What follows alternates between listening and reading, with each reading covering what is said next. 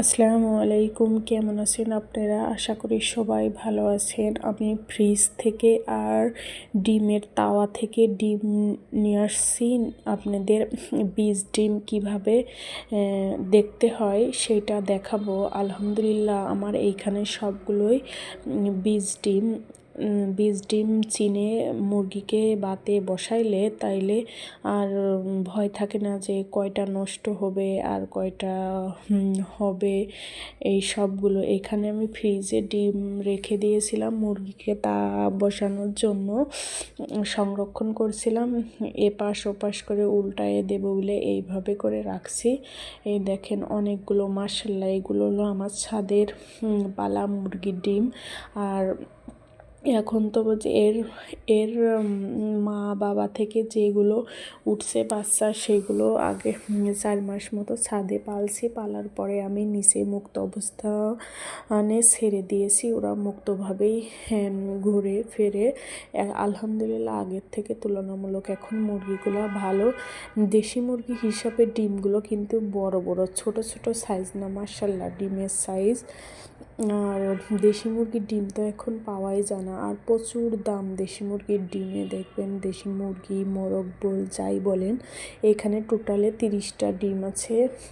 এই 30টা ডিমই বীজ ডিম। আমি দেখেছি, আগে চেক করেছিলাম, একটা ডিমও মিস যায়নি। মাশাআল্লাহ সবগুলোই বীজ ডিম। এখানে আমার যখন গলা ছিল মোরগ ছিল, মুরগি ছিল, ওদের ডিম, ওরা নতুন মুরগি, তারপরে অনেক বড় বড় ডিম পারছে, মানে তুলনামূলক বেশি। দেখেন এখানে যে এতগুলো ডিম পরে রেখেছি মুরগি আমি দেখিনি, আজকে দেখলাম।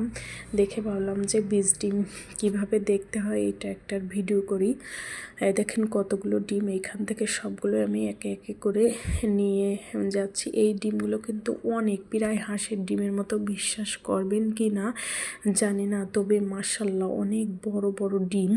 মুরগির ডিম যে এত বড় হয় তা আমি কখনো দেখিনি, যে এখন দেখছি যে ছোট ছোট হয়। এরা প্রথম থেকেই যে এত বড় বড় ডিম পারবে তা ভাবিনি। ভাবছিলাম যে প্রথমে হয়তো ছোট ডিম পারবে, পরে ধীরে ধীরে বড় হয় অনেকে বলে এইভাবে, কিন্তু না, প্রথমেই দেখি বড় বড় ডিম পারছে। মাশাআল্লাহ ডিমের সাইজ অনেক ভালো। তাওয়া থেকে একে একে আমি সবগুলো ডিম বের করে নিয়ে যাচ্ছি। এখানে নিচে উপরে এই পাখির খাঁচার ভিতরে ডিম পাড়ার জন্য রেখে দিয়েছি, এটা সিঁড়ি করে, যাতে এখানে আসে মুরগি ডিম পাড়ে। যে টোটালে এতগুলো ডিম হয়েছে, এটাকে এখন আমি দেখাবো কিভাবে বীজ ডিম দেখতে হয়। এখানে কিন্তু সবগুলো বীজ ডিম কিন্তু ফোনে দেখা যাচ্ছে না। আপনারা হয়তো ভাববেন যে কি দেখালেন, আসলে না, এগুলো সবগুলো বীজ ডিম। দেখবেন যে ডিমের ভিতরে গোল চিহ্ন থাকে, যেটা বীজ ডিম হয় সেটা ছোট আকারে থাকে, আর যেটা বীজ ডিম হয় না সেটা বড় আকারে থাকে দেখবেন।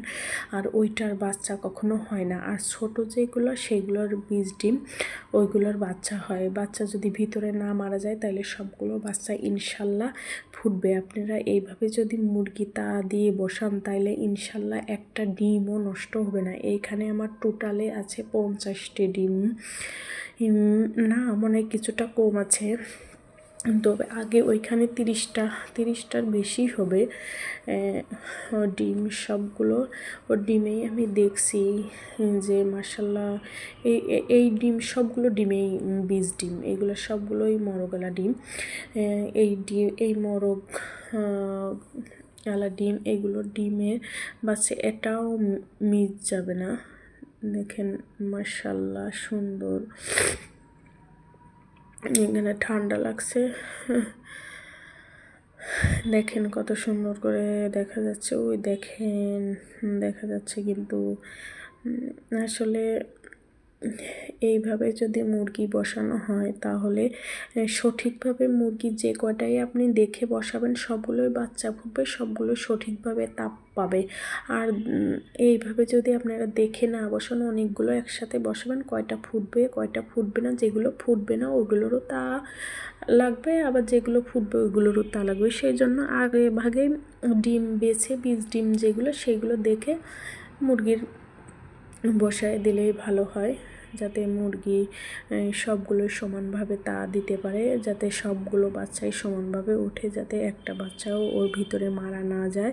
ইনশাল্লাহ আমার এইখানে সবগুলোই বীজ ডিম। আমি এইগুলো মুরগি রানিং ডিম পারছে, তো তা হচ্ছে না, যার কারণে বসাইতে পারছি না, এভাবে রেখে দিচ্ছি। শখের বসে আসলে মুরগি পোষা। আলহামদুলিল্লাহ।